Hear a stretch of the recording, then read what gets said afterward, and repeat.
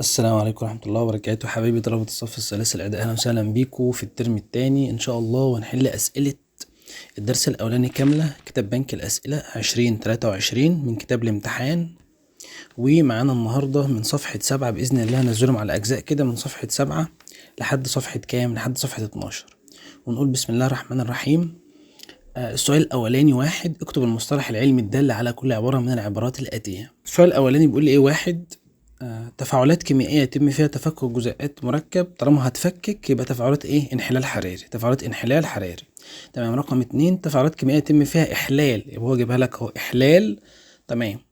يبقى احلال يا اما بسيط يا اما مركب. بقى احلال عنصر يبقى احلال بسيط، احلال مزدوج يبقى احلال ايه؟ مركب. تمام. يبقى دي تفاعلات احلال بسيط. رقم ثلاثة بيقول لي تفاعلات كيميائية يتم فيها عملية تبادل مزدوج، يبقى دي تفاعلات احلال مزدوج. تمام. رقم أربعة، تفاعل حمض مع قلوي لتكوين ملح وماء، ده تفاعل تعادل طبعا، ده إحلال مزدوج تفاعل تعادل. طيب رقم خمسة، عملية كيميائية تؤدي إلى نقص نسبة الأكسجين. طالما هتنقص الأكسجين عملية اختزال، نفهمها كده على طول: زيادة الأكسجين أكسدة ونقصه اختزال. زيادة الأكسجين أكسدة ونقصه اختزال. هنا نقصه يبقى إيه؟ اختزال، عملية اختزال. طب عملية كيميائية تفقد فيها ذرة العنصر إلكترون. الفقد في المفهوم الإلكتروني، الفقد أكسدة، يبقى دي عملية أكسدة. الفقد أكسدة والاكتساب اختزال. يبقى رقم 6 تبقى عملية إيه؟ أكسدة. رقم 7، عملية تحول Fe+2 اللي هو أيون الحديدوز. هو كده الحديد فاقد 2، هيتحول ل Fe-3 اللي هو فاقد 3. يبقى ما يكون فاقد 2 وفجأة يبقى فاقد 3، يبقى هو فاقد واحد كمان زيادة، يبقى دي عملية فقد. يبقى دي عملية ايه؟ فقد. والفقد أكسدة، والفقد ايه؟ أكسدة، يبقى دي عملية أكسدة. تمام. المادة التي تمنح الأكسجين أو تنتزع الهيدروجين. طالما هتدي أكسجين يبقى أنت معاك أكسجين، يبقى الأكسجين عندك وفرة، يبقى عامل مؤكسد. يبقى عامل ايه؟ مؤكسد. المادة اللي يكون معاها الأكسجين وبتمنحه هي عامل مؤكسد، أكسجين مؤكسد. تمام. رقم 9 بيقول لي المادة التي تكتسب إلكترون أو أكثر أثناء التفاعل الكيميائي. طالما أنت هتكتسب، إحنا اتفقنا إن الاكتساب إيه؟ الاكتساب اختزال، الفقد أكسدة والاكتساب اختزال. يبقى المادة التي تكتسب إلكترونات حصل لها عملية إيه؟ اختزال. طب وهي مين؟ عوامل مؤكسدة. وهي مين؟ عوامل مؤكسدة، ده عامل مؤكسد طبعا. طيب رقم 2 بيقول لي أكمل العبارة الآتية أو العبارات الآتية بما يناسبها. رقم 1، التفاعل الكيميائي هو نقط، طبعا كسر في جزيئات المواد المتفاعلة تكون رابط جدا بين جزيئات المواد الناتجة. طب رقم 2، نقط أو غاز نقط يعكر ماء الجير رائق. ماء الجير رائق طبعا اللي هو CaOH/2 أو هيدروكسيد الكالسيوم، واللي بيعكره هو ثاني أكسيد الكربون، يبقى ثاني أكسيد الكربون. بينما غاز نقط يزيد توهج عود الثقاب، طبعا الأكسجين، بيزيد توهج عود الثقاب الأكسجين. اللي بيزيد توهج الأكسجين واللي بيشتعل بفرقعة هو الهيدروجين، واللي لا يساعد على الاشتعال اصلا هو مين؟ ثاني اكسيد الكربون. تمام. رقم 3، تنحل معظم نقط الفلزات عند تسخينها الى نقط طبعا، ويتصاعد غاز ثالث اكسيد الكبريت. ثالث اكسيد الكبريت مش هيجي غير مين؟ غير من الكبريتات. يبقى نحل معظم ايه؟ كبريتات الفلزات. كبريتات الفلزات عند تسخينها الى مين؟ اكسيد الفلز طبعا وثالث اكسيد الكبريت، تفاعلات الانحلال الحراري. رقم 4، عند تسخين أكسيد الزئبق الأحمر طبعا HGO يتكون، طبعا هيجيلي الزئبق في أنبوبة الاختبار ولونه إيه؟ طبعا لونه فضي. ماشي. نشوف اللي بعد كده، صفحة رقم 8. سؤال 5 بيقول يتصاعد غاز نقط عند تفاعل الصوديوم مع الماء. الصوديوم مع المية بقى هيطرد الهيدروجين بتفاعل غاز الإيه؟ يتصاعد غاز الهيدروجين. بينما يتصاعد غاز نقط عند تسخين كبريتات الايه؟ النحاس. كبريتات النحاس طبعا ثالث اكسيد الكبريت اللي هتصاعد، لان الكبريتات طلع منها ثالث اكسيد الكبريت، كبريت SO4 وثالث اكسيد الكبريت SO3. رقم 6، يتصاعد او يتفاعل البوتاسيوم مع حمض الهيدروكلوريك المخفف ويتكون ملح نقط ويتصاعد غاز نقط، طبعا كلوريد البوتاسيوم ويتصاعد غاز الهيدروجين. رقم 7 بيقول تفاعل الحمض مع القلوي ينتج عنه طبعا ملح وماء. 8، عند إمرار غاز الهيدروجين على أكسيد النحاس الساخن يتحول أكسيد النحاس إلى طبعا نحاس أحمر ويتكون إيه؟ بخار الماء. بخار الماء دي عملية طبعا إيه؟ أكسدة واختزال. طيب في التفاعل رقم 9، التفاعل الآتي حدثت عمليتان متلازمتان. التفاعل بيقول لي إيه؟ 2CuO زائد السي، سهم تسخين طبعا بيديني إيه؟ 2Cu زائد CO2. حدث لأكسيد النحاس، أكسيد النحاس ده عامل مؤكسد مع أكسجين، هو عامل مؤكسد، يحصل له عملية اختزال ويعتبر طبعا عامل مؤكسد. تمام. حدث للكربون عملية، الكربون خد أكسجين، يعني زاد الأكسجين عنده عملية أكسدة، ويعتبر عامل مختزل. نفرق كده على طول العامل عكس العملية. إذا كانت العملية أكسدة يبقى العامل مختزل، وإذا كانت العملية اختزال يبقى العامل مؤكسد. نشوف رقم 10. تتم عملية الأكسدة عن طريق طبعا فقد الإلكترونات، بينما تتم عملية الاختزال عن طريق اكتساب الإلكترونات. رقم 11. العامل المؤكسد تحدث له عملية طبعا اختزال، قلنا عكس العامل عكس العملية، بينما العامل المختزل تحدث له عملية أكسدة.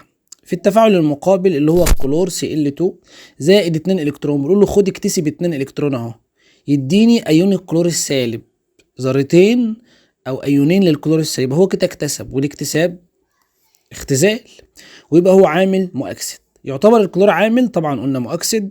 في تفاعل رقم 13، في تفاعل الصوديوم مع الكلور لتكوين كلوريد الصوديوم، يعتبر الكلور طبعا عامل مؤكسد لأن الكلور هيكتسب، بينما يعتبر الصوديوم عامل مختزل، يبقى النقطة تبقى ايه؟ الصوديوم. رقم 14 بيقول لي في تفاعل الأكسدة والاختزال تعمل الفلزات اللي بتفقد تبقى عامل مختزلة، بينما تعمل الفلزات اللي بتكتسب طبعا كعوامل مؤكسدة. في التفاعل المقابل بيديني الام جي طبعا زائد الاو2 بيحرقه، بيدينا ايه؟ 2 MgO. طبعا يعتبر تحول المغنيسيوم الى ايون المغنيسيوم، ايون المغنيسيوم موجب، عملية طبعا ايه؟ عملية اكسدة، الفقد اكسدة. بينما تحول الاكسجين الى ايون الاكسجين سالب يعتبر عملية ايه؟ عملية اختزال، يعتبر عملية اختزال. ماشي. نشوف السؤال اللي بعده رقم 3. بيقول لي اختر الإجابة الصحيحة من ما بين الإجابات المعطاة. رقم 1. من أمثلة المركبات التي تنحل بالحرارة إلى فلز وأكسجين، هيديني فلز وأكسجين، طبعا أكسيد الفلز، ومفيش هنا أكسيد الفلز غير من HGO اللي هو الأحمر طبعا. نيجي للصفحة اللي بعدها رقم 9. السؤال رقم 2 بيقول لي عند تسخين كربونات الكالسيوم نحصل على نقط. كربونات الكالسيوم نحصل على ايه؟ على نقط. طبعا غاز ثاني اكسيد الكربون المفروض اكيد، فهو في كل الاختيارات ده هنختار رقم د، اكسيد الكالسيوم وثاني اكسيد الكربون، اكسيد الكالسيوم وثاني اكسيد الكربون. رقم 3. تنحل كبريتات النحاس بالحراره الى اكسيد نحاس ونقط. طبعا رقم ج غاز ثالث اكسيد الكبريت، ثالث اكسيد الكبريتات بتديك ايه؟ ثالث اكسيد الكبريت. ماشي. رقم 4. مركب كيميائي لونه اخضر عند تسخينه يتحول، طبعا الكيميائي لونه اخضر عارفينه اللي هو كربونات النحاس، يتحول الى اكسيد الايه في منهجنا؟ طبعا يتحول الى اكسيد مع تصاعد غازه على الكرمال الجراء اللي هو ثاني اكسيد الكربون. اي مما ياتي يعبر عن الصيغه الكيميائيه لهذا المركب؟ طبعا كربونات الايه؟ النحاس، هو رقم ج. رقم 5 بيقول لي يتفاعل حمض الكبريتيك مع الماده اكس مكونا الغاز واي. تمام. يبقى الحمض بيتفاعل مع الماده اكس ويكون الغاز واي الذي يعكر ماء الجير الرائق. اول ما اقول لك معكر ماء الجير الرائق يبقى الغاز ده ثاني اكسيد الكربون خلاص. فنيجي نبص في الاختيارات، الغاز واي فين؟ في الناحيه الشمال. فين ثاني اكسيد الكربون؟ موجود في اختيارين، موجود في ب وموجود في د، موجود في ب وموجود في د. فانا واحده منهم بقى اللي اختار. اكمل بقى عشان ايه؟ اشوف اختار مين. هيحدد لي النص بتاع الماده اكس ولا هيحدد لي بقى؟ اي مما ياتي يعبر عن الماده اكس والغاز واي. تمام. يبقى احنا كده دلوقتي قلنا يا ب يا د.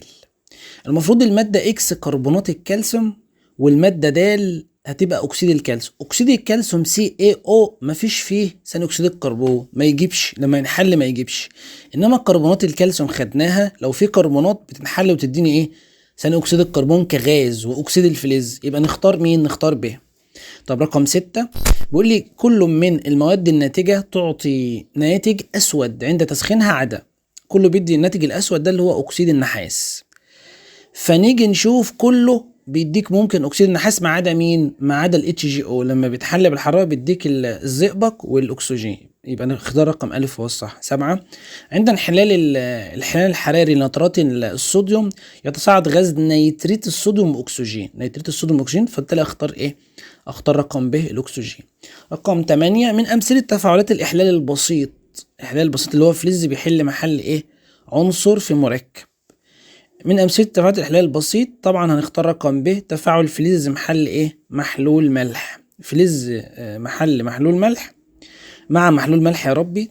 نختار اختيار رقم ج، تفاعل فلز مع محلول ملح، طبعا فلز مع محلول ملح. رقم 9. تحتوي الوسادة الهوائية على مادة طبعا ايه؟ أزيد أو أزيد الصوديوم حسب النطق بتاعك، المهم تكتب رقمها صح أو صيغتها الكيميائية صح، وهو الاختيار رقم ج. نشوف الصفحة اللي بعدها رقم 10. بيقول لي برضو السؤال 10. تحدث تفاعلات الإحلال عندما يحل نقط في محلول أحد مركباته. طبعا يحل عنصر أكثر فاعلية محل عنصر آخر أقل منه فاعلية. برقم ب. 11 يحل فلز الصوديوم محل الفلزات الآتية في محاليل أملاحها ما عدا. الصوديوم بيحل محل كل اللي تحت منه ما عدا مين؟ طبعا اللي فوقه مش هيقدر يحل محله، وهو البوتاسيوم. البوتاسيوم هو اللي فوق الصوديوم، اصلا المتسلسله بادئه ببوتاسيوم وبعد كده صوديوم، يبقى الصوديوم يحل محل كله ما عدا البوتاسيوم اللي فوق، فالاختيار رقم ب يبقى الاصح. السؤال 12 بيقول لي اي من العناصر العناصر الاتيه هو الاكثر نشاطا؟ النحاس ولا الهيدروجين ولا الصوديوم ولا الالومنيوم؟ طبعا ايه الصوديوم. رقم ج. 13 تبع لمتسلسل النشاط الكيميائي يعتبر الزنك انشط كيميائيا من الهيدروجين. طبعا الزنك اللي هو الخرسين زد ان، طبعا الصوديوم فوقه والمغنيسيوم فوقه والبوتاسيوم فوقه، فبالتالي هيبقى انشط كيميائيا من مين؟ من الهيدروجين. نشوف السؤال اللي بعده رقم 14. جميع العناصر الآتية تحل محل هيدروجين الحمض المخفف عدا. طبعا النحاس اللي هو تحت خالص، اللي هو تحت الايه؟ تحت الهيدروجين، فما يحلش محله. رقم 15 في اي التفاعلات الآتية او التالية يلزم استخدام كتلة صغيرة من المادة الصلبة المتفاعلة؟ فين التفاعلات اللي عايزين منها ايه كمية صغيرة؟ طبعا هنبص نلاقي مفيش قدامي غير ب اللي هو الصوديوم مع الماء، لانه بيشتعل بفرقعة، الغاز اللي طالع بيشتغل بفرقعة، فمش عايزين التفاعل يبقى فيه فرقعة كبيرة وكده، فبستخدم كمية منه ايه صغيرة. طيب سؤال 16 في التفاعل وجايب لي الصوديوم مع الميه يديك هيدروكسيد الصوديوم واكس. طبعا ده غاز الهيدروجين، طبعا ده غاز الايه الهيدروجين، لان الصوديوم انشط ويسبقه في المتسلسله فترضه. طبعا غاز يشتعل بفرقعه اللي هو غاز الايه الهيدروجين، او غاز يشتعل بفرقعه اللي هو الف، يعني حاجه بتدل عليه. رقم 17 بيقول الشكل المقابل يوضح تفاعل مادة صلبة الواي مع حمض لتكوين الغاز اكس. مادة صلبة الواي مع حمض لتكوين الغاز اكس. مين المادة الصلبة ومع الحمض تكوين الغاز اكس؟ اي ما يعبر عنها. فهنيجي نبص كده، هو مفيش غير ان ده فلز نشط بيحل محل الهيدروجين، فلز نشط يحل محل مين؟ الهيدروجين. يبقى الغاز هيدروجين والمادة تبقى فلز ايه؟ نشط. تمام، لان ما ينفعش غير الف وب، لان الف وب هما الفلزات اللي حل محل الهيدروجين، انما ج ودال اللي فلز فما ينفعش. طب وما يجي يحل محل الهيدروجين هيطلع ايه؟ هيطلع ثاني اكسيد الكربون ولا يطلع هيدروجين؟ طبعا هيدروجين، يبقى الف. يبقى ايه؟ يبقى الف. شوف الصفحه اللي بعدها، نشوف الصفحه اللي بعدها الصفحه 11 والسؤال رقم 18 بيقول لي عند اضافه خراطه نحاس، يعني حته نحاس يعني، الى حمض الهيدروكلوريك المخفف يتصاعد نقط ولا يتكون كلوريد النحاس ولا يتكون اكسيد النحاس؟ طبعا ده كله ما ينفعش، لان النحاس يليه في المتسلسله فلا يحدث تفاعل، ماهوش انشط فبالتالي لا يحدث تفاعل. تمام، ما يقدرش يطرد الهيدروجين يعني. السؤال رقم 19 في الشكل المقابل اذا احتوت الانابيب الثلاثه على كميات متساويه من حمض الهيدروكلوريك المخفف، تمام، يتصاعد غاز الهيدروجين في الانابيب نقط ونقط ونقط. طبعا هنيجي نبص كده، الخرسين 1 المغنيسيوم 2 الحديد كله بيتصاعد في غاز الهيدروجين، لان كلهم يسبقوا الهيدروجين فيحلوا محله. يبقى الاجابه رقم د. رقم 20 عند احلال المغنيسيوم محل النحاس في محاليل احد املاحه يتكون راصب، طبعا احمر اللي هو من نحاس لونه احمر. رقم 21 عند تفاعل حمض الهيدروكلوريك مع كربونات الصوديوم يتصاعد غاز نقط. طبعا الغاز هيعقر مياه الجرك لان ده الكربونات، فبالتالي غاز ثاني اكسيد الكربون. في السؤال رقم الف او الاجابه رقم الف. 22 تفاعلات الاحلال المزدوج بين محاليل الاملاح تكون مصحوبه طبعا بتكوين راسب. 23 عند تفاعل محلول كلوريد الصوديوم NaCl مع محلول نترات الفضه AgNO3 يتكون راسب ابيض طبعا من كلوريد الفضه AgCl. يبقى الاختيار رقم ب. السؤال 24 يعد تفاعل غاز الهيدروجين مع اكسيد النحاس الساخن تفاعل أكسدة واختزال. 25 كل مما يأتي يعد عملية اختزال عدا. هنبص له كده، الاتحاد بالهيدروجين لا، فقد الأكسجين لا، اكتساب الإلكترونات لا، طبعا فقد الإلكترونات هي عملية أكسدة. تمام. 26 العامل المؤكسد هو المادة التي نقط أثناء التفاعل الكيميائي. هبص الاقي تمنح الأكسجين تبقى مؤكسد، تنتزع الهيدروجين مع عكسها تبقى مؤكسد، تكتسب الكترون او اكثر طبعا الاكتساب اختزال وبيحصل عامل مؤكسد. يبقى جميع ما سبق نختار ايه؟ نختار د. نشوف الصفحة اللي بعدها، صفحة رقم 12. بيقول لي ايه؟ سؤال 27. عندما تفقد ذرة الصوديوم الكترون مستوى طاقتها الخارجي اثناء التفاعل الكيميائي فانها طبعا تتأكسد وتعتبر عامل مختزل. سؤال 28. في التفاعل الصوديوم والكلور المقابل ده جايب لي الكلور Cl2 زائد الصوديوم Na، بيدينا NaCl طبعا Na بلس Cl سالب وهكذا. اي المواد الآتية يختزل اثناء التفاعل؟ مين اللي هتختزل؟ لما اجي ابص الاقي ذرات الكلور اللي حصل لها انها اكتسبت وتحولت لايونات. يبقى لما تكتسب، الاكتساب ايه؟ اختزال، وتبقى انت عامل مؤكسد. الاكتساب اختزال وتبقى انت عامل ايه؟ مؤكسد. تمام. فبالتالي يبقى ايه؟ يبقى الاجابه رقم ب. سؤال 29. ماذا يحدث لذرات البوتاسيوم عند تفاعلها مع البروم؟ طبعا البوتاسيوم فلز عنده الكترون في المدار الاخير فبيفقد واحد الكترون. رقم 30. في التفاعل المقابل اللي هو البروم 2 بروم بيديني ايه؟ بروم مربوطين مع بعض برابطه زائد 2 الكترون. هو كان ايون البروم وطلع اداني ربط ذرتين بروم مربوطين مع بعض زائد 2 الكترون، يبقى كده هو فقد، والفقد طبعا اكسده. ماذا حدث لايون البروميد؟ طبعا ايه؟ فقد، والفقد اكسده. تمام. رقم 31 بيقول لي في تفاعل الاكسده والاختزال اللي قبلي ده الحديد وعندي زائد الخرسين. فلما نيجي نبص كده نلاقي اولا نبص على المعادله نشوف ايه اللي حصل فيها وبعدين نشوف الاختيارات.